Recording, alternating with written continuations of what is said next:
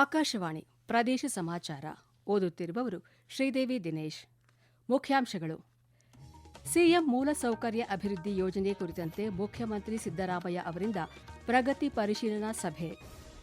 ದೇಶೀಯ ಡಿಜಿಟಲ್ ಸಂವಹನ ವ್ಯವಸ್ಥೆ ವಿನ್ಯಾಸ ಹಾಗೂ ಅಭಿವೃದ್ಧಿಗಾಗಿ ಬೆಂಗಳೂರಿನಲ್ಲಿರುವ ವಾಯುಪಡೆ ತಂತ್ರಾಂಶ ಅಭಿವೃದ್ಧಿ, ಮದ್ರಾಸ್ ಐಐಟಿ ನಡುವೆ ಒಪ್ಪಂದ. ವಿಕಸಿತ ಭಾರತ ಜಿ ಕಾಯ್ದೆಯಿಂದ ರಾಜ್ಯಗಳಿಗೆ ನಿಧಿ ಹೆಚ್ಚಾಗುವ ನಿರೀಕ್ಷೆ, ಎಸ್ಬಿಐ ವರದಿ. ವಿಶ್ವ ಮಾನವ ಸಂದೇಶ ಸಾರಿದ ಜ್ಞಾನಪೀಠ ಪುರಸ್ಕೃತ ಕುವೆಂಪು ಜಯಂತಿ ಸಂದರ್ಭದಲ್ಲಿ ಗಣ್ಯರ ಗೌರವಾರ್ಪಣೆ. ಮುಖ್ಯಮಂತ್ರಿ ಸಿದ್ದರಾಮಯ್ಯ ಅವರು ಗೃಹ ಕಚೇರಿ ಕೃಷ್ಣಾದಲ್ಲಿಂದು ಸಿಎಂ ಮೂಲಸೌಕರ್ಯ ಅಭಿವೃದ್ಧಿ ಯೋಜನೆಗಳ ಪ್ರಗತಿ ಪರಿಶೀಲನಾ ಸಭೆ ನಡೆಸಿದರು. ಸಚಿವರಾದ HK Patil, MB Patil, KH Muniyappa, Priyank Kharge ಹಾಗೂ ಸಂಬಂಧಿಸಿದ ಇಲಾಖೆಗಳ ಹಿರಿಯ ಅಧಿಕಾರಿಗಳು ಸಭೆಯಲ್ಲಿ ಉಪಸ್ಥಿತರಿದ್ದರು. ವಿಡಿಯೋ ಕಾನ್ಫರೆನ್ಸ್ ಮೂಲಕ ರಾಜ್ಯದ ವಿವಿಧ ಜಿಲ್ಲೆಗಳ ಜಿಲ್ಲಾಧಿಕಾರಿಗಳು ಪಾಲ್ಗೊಂಡಿದ್ದರು.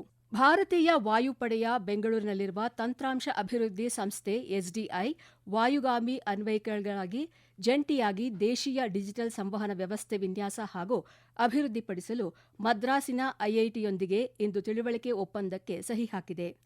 ಸಂಸ್ಥೆಯ commandant air chief marshal R Guruhari, Madras IIT ನಿರ್ದೇಶಕ ಪ್ರೊಫೆಸರ್ ವಿ ಕಾಮಕೋಟಿ ಹಾಗೂ ಪ್ರವರ್ತಕ್ ಟೆಕ್ನಾಲಜೀಸ್ ಫೌಂಡೇಶನ್ನ ಮುಖ್ಯ ಕಾರ್ಯನಿರ್ವಹಣಾಧಿಕಾರಿ ಡಾ ಎಂಜೆ ಶಂಕರ್ ರಾಮನ್ ತಿಳುವಳಿಕೆ ಪತ್ರಗಳಿಗೆ ಸಹಿ ಹಾಕಿದರು. ಈ ಸಹಯೋಗವು ಆತ್ಮನಿರ್ಭರ ಭಾರತ ದೃಷ್ಟಿಕೋನವನ್ನು ಸಾಕಾರಗೊಳಿಸುವ, ರಕ್ಷಣಾ ತಂತ್ರಜ್ಞಾನದಲ್ಲಿ ಸ್ವಾವಲಂಬನೆಯನ್ನು ಬೆಳೆಸುವ ಮತ್ತು ಕಾರ್ಯತಂತ್ರದ ಸಾಮರ್ಥ್ಯಗಳನ್ನು ಹೆಚ್ಚಿಸುವ ಮಹತ್ವದ ಹೆಜ್ಜೆಯಾಗಿದೆ. ಈ ತಂತ್ರಜ್ಞಾನವನ್ನು ಸ್ಥಳೀಯವಾಗಿ ಅಭಿವೃದ್ಧಿಪಡಿಸುವ ಮೂಲಕ ಆಮದು ಮಾಡಿಕೊಂಡ ವ್ಯವಸ್ಥೆಗಳ ಮೇಲಿನ ಅವಲಂಬನೆ ಕಡಿಮೆ ಮಾಡಲು, ತಾಂತ್ರಿಕ ಸ್ವಾವಲಂಬನೆ ಮತ್ತು ರಕ್ಷಣಾ ಪಡೆಗಳ ಕಾರ್ಯಾಚರಣೆಯ ದಕ್ಷತೆಯನ್ನು ಹೆಚ್ಚಿಸಲು ಪ್ರಯತ್ನಿಸುತ್ತದೆ. ಈ ಸಂದರ್ಭದಲ್ಲಿ ಮಾತನಾಡಿದ ಎಸ್ಡಿಐ ಸಂಸ್ಥೆಯ commandant air chief marshal R Guruhari, IIT Madras ಜೊತೆಗಿನ ಈ ಪಾಲುದಾರಿಕೆಯು ನಿರ್ಣಾಯಕ ರಕ್ಷಣಾ ಸಂವಹನ ತಂತ್ರಜ್ಞಾನಗಳಲ್ಲಿ ಸಂಪೂರ್ಣ ಸ್ವಾವಲಂಬನೆಯನ್ನು ಸಾಧಿಸುವ ನಿಟ್ಟಿನಲ್ಲಿ ಒಂದು ದೂರದ ಹೆಜ್ಜೆಯಾಗಿದೆ ಎಂದರು. ಕಾರ್ಯಾಚರಣೆಯ ಪರಿಣಿತಿಯೊಂದಿಗೆ ಶೈಕ್ಷಣಿಕ ಶ್ರೇಷ್ಠತೆಯನ್ನು ಸಂಯೋಜಿಸುವ ಮೂಲಕ ವಾಯುಗಾಮಿ ಪಡೆಗಳ ಸಾಮರ್ಥ್ಯಗಳನ್ನು ಗಮನಾರ್ಹವಾಗಿ ಹೆಚ್ಚಿಸಲು ಒತ್ತು ನೀಡಲಾಗುತ್ತಿದೆ ಎಂದು ಅವರು ಹೇಳಿದರು. ಮದ್ರಾಸ್ ಐಐಟಿ ನಿರ್ದೇಶಕ ಪ್ರೊಫೆಸರ್ ವಿ ಕಾಮಕೋಟಿ ಮಾತನಾಡಿ, ಭಾರತೀಯ ವಾಯುಪಡೆಯ ತಂತ್ರಾಂಶ ಅಭಿವೃದ್ಧಿ ಸಂಸ್ಥೆಯೊಂದಿಗಿನ ಈ ಸಹಯೋಗವು ಶೈಕ್ಷಣಿಕ ಮತ್ತು ರಕ್ಷಣಾ ಸಂಸ್ಥೆಗಳ ನಡುವಿನ ಸಮನ್ವಯತೆಯನ್ನು ತೋರಿಸುತ್ತದೆ. ದೃಢವಾದ ಸ್ಥಳೀಯ ಪರಿಹಾರಗಳನ್ನು ರಚಿಸಲು ಸುಧಾರಿತ ಸಂವಹನ ತಂತ್ರಜ್ಞಾನ ಮತ್ತು ಸೈಬರ್ ಭದ್ರತೆಯಲ್ಲಿ ತನ್ನ ಪರಿಣಿತಿಗೆ ಕೊಡುಗೆ ನೀಡಲು ಐಐಟಿ ಮದ್ರಾಸ್ ಹೆಮ್ಮೆಪಡುತ್ತದೆ ಎಂದು ಹೇಳಿದರು. ವಿಕಸಿತ ಭಾರತ ಜಿ ಕಾಯ್ದೆಯಿಂದ ರಾಜ್ಯಗಳಿಗೆ ಕಳೆದ 7 ವರ್ಷಗಳ ಸರಾಸರಿ ಬಟವಾಡೆಗೆ ಹೋಲಿಸಿದಲ್ಲಿ ನಿವ್ವಳ 17,000 ಕೋಟಿ ರೂಪಾಯಿ ಹೆಚ್ಚಾಗುವ ನಿರೀಕ್ಷೆ ಇದೆ. ರಾಜ್ಯಗಳಿಗೆ ಒಟ್ಟಾರೆ ನಿಧಿ ಹಂಚಿಕೆ ಉತ್ತಮಗೊಳ್ಳಲಿದೆ ಎಂದು ಸ್ಟೇಟ್ ಬ್ಯಾಂಕ್ ಆಫ್ ಇಂಡಿಯಾದ ಸಂಶೋಧನಾ ವರದಿ ತಿಳಿಸಿದೆ. ಮನರೇಗಾ ಪುನರ್ವಿನ್ಯಾಸಗೊಳಿಸಿ ತರಲಾದ ವಿಕಸಿತ ಭಾರತ ಜಿ ಚೌಕಟ್ಟು ಪರಿವರ್ತನಾತ್ಮಕ ಅಭ್ಯಾಸ ಮತ್ತು ಕಾರ್ಯತಂತ್ರಗಳನ್ನು ಸಮಗ್ರಗೊಳಿಸಿದೆ. ಸ್ಪರ್ಧಾತ್ಮಕ ಯೋಜನಾ ಗುರುತು, ಉತ್ಪಾದಕ ಆಸ್ತಿ ಸೃಜನೆ, ಆದಾಯ ಹೆಚ್ಚಳ ಹಾಗೂ ದಕ್ಷ ಉಸ್ತುವಾರಿ ವ್ಯವಸ್ಥೆಯತ್ತ ಗಮನ ಹರಿಸಲು ಕೇಂದ್ರೀಕರಿಸಲಾಗಿದೆ. ವಿಕಸಿತ ಭಾರತ ಜಿ ಕಾಯ್ದೆ ಎಲ್ಲ ಹಂತಗಳಲ್ಲಿ ಉದ್ಯೋಗ ಸೃಷ್ಟಿ, ಪಾರದರ್ಶಕತೆ ಮತ್ತು ಉತ್ತರದಾಯಿತ್ವವನ್ನು ಬಲಪಡಿಸುತ್ತದೆ ಎಂದು ವರದಿ ತಿಳಿಸಿದೆ. ಪ್ರದೇಶ ಸಮಾಚಾರ ಕೇಳುತ್ತಿದ್ದೀರಿ.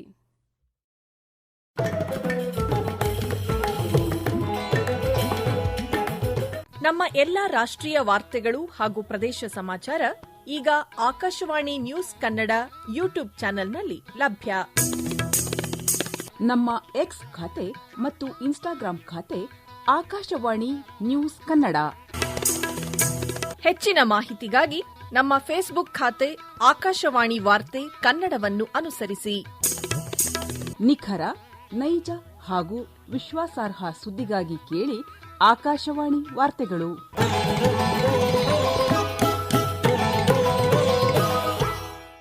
ವಿಶ್ವ ಮಾನವ ಕುವೆಂಪು ಜಯಂತಿಯನ್ನು ರಾಜ್ಯದ ವಿವಿಧೆಡೆ ಇಂದು ಆಚರಿಸಲಾಗುತ್ತಿದೆ. ಈ ಸಂದರ್ಭದಲ್ಲಿ ಮುಖ್ಯಮಂತ್ರಿ ಸಿದ್ದರಾಮಯ್ಯ ಕುವೆಂಪು ಎಂದೇ ಪ್ರಸಿದ್ಧರಾದ ಕುಪ್ಪಳ್ಳಿ ವೆಂಕಟಪ್ಪ ಪುಟ್ಟಪ್ಪ ಅವರಿಗೆ ಗೌರವ ನಮನ ಸಲ್ಲಿಸಿದ್ದಾರೆ. ಸಾಹಿತಿ, ಸಮಾಜ ಸುಧಾರಕ, ದಾರ್ಶನಿಕ ಎಲ್ಲವೂ ಆಗಿದ್ದ ಕುವೆಂಪು ನಮ್ಮೆಲ್ಲರಲ್ಲಿ ವೈಚಾರಿಕ ಪ್ರಜ್ಞೆ ಮೂಡಿಸಿದ್ದಾರೆ. ಅರಿವಿನ ಕಣ್ಣಲ್ಲಿ ಲೋಕ ನೋಡಲು ಕಲಿಸಿದ ಗುರು ಎಂದು ಸಾಮಾಜಿಕ ಜಾಲತಾಣದಲ್ಲಿ ಸ್ಮರಿಸಿದ್ದಾರೆ. ಸಾವಿಲ್ಲದ ಅವರ ವಿಚಾರಧಾರೆಯನ್ನು ಮನನ ಮಾಡಿಕೊಂಡು ಬದುಕುವುದೇ ಈ ಅರಿವಿನ ಗುರುವಿಗೆ ನಾವು ಸಲ್ಲಿಸುವ ಹುಟ್ಟುಹಬ್ಬದ ಗೌರವವಾಗಿದೆ ಎಂದು ಅವರು ತಿಳಿಸಿದ್ದಾರೆ. ಎಲ್ಲಾದರೂ ಇರು, ಎಂತಾದರೂ ಇರು, ಎಂದೆಂದಿಗೂ ನೀ ಕನ್ನಡವಾಗಿರು ಎಂಬ ಸಂದೇಶ ನೀಡುವ ಮೂಲಕ ರಸಋಷಿ ಕುವೆಂಪು ನಮ್ಮ ಸಂಕುಚಿತ ಭಾವನೆಗಳನ್ನು ಮೀರಿ ಮನುಷ್ಯತ್ವದ ಹಾದಿಯಲ್ಲಿ ಸಾಗುವ ದಾರಿದೀಪವನ್ನು ತೋರಿದ್ದಾರೆ ಎಂದು ಆರೋಗ್ಯ ಸಚಿವ ದಿನೇಶ್ ಗುಂಡೂರಾವ್ ಸಾಮಾಜಿಕ ಮಾಧ್ಯಮದಲ್ಲಿ ಹೇಳಿದ್ದಾರೆ. ಮೊದಲ ಜ್ಞಾನಪೀಠ ಪ್ರಶಸ್ತಿಯನ್ನು ಕನ್ನಡ ಸಾಹಿತ್ಯದ ಮುಕುಟಕ್ಕೇರಿಸಿದ ಮಹಾನ್ ರಾಷ್ಟ್ರಕವಿ ಎಂದು ಸಚಿವರು ಬಣ್ಣಿಸಿದ್ದಾರೆ. ವಿಶ್ವ ಮಾನವ ಕುವೆಂಪು ಜಯಂತಿ ಹಿನ್ನೆಲೆಯಲ್ಲಿ ಮಂಡ್ಯ ನಗರದ ರೈತ ಭವನದ ಮುಂಭಾಗ ಇರುವ ರಾಷ್ಟ್ರಕವಿ ಕುವೆಂಪು ಪುತ್ಥಳಿಗೆ ಜಿಲ್ಲಾಡಳಿತ ವತಿಯಿಂದ ಮಾಲಾರ್ಪಣೆ ಮಾಡಲಾಯಿತು. ಈ ಸಂದರ್ಭದಲ್ಲಿ ಜಿಲ್ಲಾಧಿಕಾರಿ ಡಾ ಕುಮಾರ, ಜಿಲ್ಲಾ ಪಂಚಾಯತ್ ಸಿಇಒ ನಂದಿನಿ, ಎಸ್ಪಿ ಮಲ್ಲಿಕಾರ್ಜುನ ಬಾಲದಂಡಿ ಉಪಸ್ಥಿತರಿದ್ದರು. ಬೆಂಗಳೂರು ಗ್ರಾಮಾಂತರ ಜಿಲ್ಲೆಯ ವಿವಿಧೆಡೆಗಳಲ್ಲಿ ರಾಷ್ಟ್ರಕವಿ ಕುವೆಂಪು ಅವರ 121ನೇ ಜನ್ಮದಿನವನ್ನು ವಿಶ್ವ ಮಾನವ ದಿನವನ್ನಾಗಿ ಆಚರಿಸಲಾಯಿತು. ದೊಡ್ಡಬಳ್ಳಾಪುರದಲ್ಲಿ ರಾಷ್ಟ್ರೀಯ ಹಬ್ಬಗಳ ಆಚರಣಾ ಸಮಿತಿ ವತಿಯಿಂದ ನಡೆದ ಕಾರ್ಯಕ್ರಮದಲ್ಲಿ ಶಿರಸ್ತೇದಾರ್ ವಿನೋದ್ ಅವರು ರಾಷ್ಟ್ರಕವಿ ಕುವೆಂಪು ಭಾವಚಿತ್ರಕ್ಕೆ ಪುಷ್ಪಾರ್ಚನೆ ಮಾಡುವ ಮೂಲಕ ಗೌರವ ನಮನ ಸಲ್ಲಿಸಿದರು. ತಮ್ಮ ಅಪಾರವಾದ ಸಾಹಿತ್ಯ ಕೃಷಿಯಿಂದ ಕನ್ನಡ ಸಾಹಿತ್ಯ ಕ್ಷೇತ್ರಕ್ಕೆ ಕೀರ್ತಿ ತಂದ ಕುವೆಂಪು ಅವರ ವಿಶ್ವ ಮಾನವ ಸಂದೇಶ ಸದಾಕಾಲಕ್ಕೂ ಪ್ರಸ್ತುತವಾಗಿದೆ ಎಂದು ಕುವೆಂಪು ಅವರು ಕನ್ನಡ ಸಾಹಿತ್ಯಕ್ಕೆ ನೀಡಿರುವ ಕೊಡುಗೆಯನ್ನು ಸ್ಮರಿಸಿದರು. ನಮ್ಮ ಮನಸ್ಸನ್ನು ಬೇರೆಡೆಗೆ ಸೆಳೆಯುವ ಶಕ್ತಿಗಳನ್ನು ಮಟ್ಟಹಾಕುವ ಕೆಲಸವನ್ನು ವಿಜ್ಞಾನ ಮತ್ತು ತಂತ್ರಜ್ಞಾನದಿಂದ ಮಾಡಬೇಕಿದೆ ಎಂದು ಸಣ್ಣ ಕೈಗಾರಿಕೆ ಮತ್ತು ಸಾರ್ವಜನಿಕ ಉದ್ದಿಮೆಗಳ ಖಾತೆ ಸಚಿವ ಶರಣಬಸಪ್ಪ ದರ್ಶನಾಪುರ್ ಹೇಳಿದ್ದಾರೆ. ಅವರು ಯಾದಗಿರಿ ನಗರದ ಜಿಲ್ಲಾ ಕ್ರೀಡಾಂಗಣದಲ್ಲಿ ಕರ್ನಾಟಕ ರಾಜ್ಯ ವಿಜ್ಞಾನ ಸಂಶೋಧನಾ ಪರಿಷತ್ತು ಆಯೋಜಿಸಿರುವ ರಾಜ್ಯ ಮಟ್ಟದ 5ನೇ ವಿಜ್ಞಾನ ಸಮ್ಮೇಳನ ಉದ್ಘಾಟಿಸಿ ಮಾತನಾಡಿದರು. ಜಗತ್ತು ವಿಜ್ಞಾನ ಮತ್ತು ತಂತ್ರಜ್ಞಾನದ ಹಿಂದೆ ಅನುಸರಿಸಿ ಮುನ್ನಡೆಯುತ್ತಿದೆ.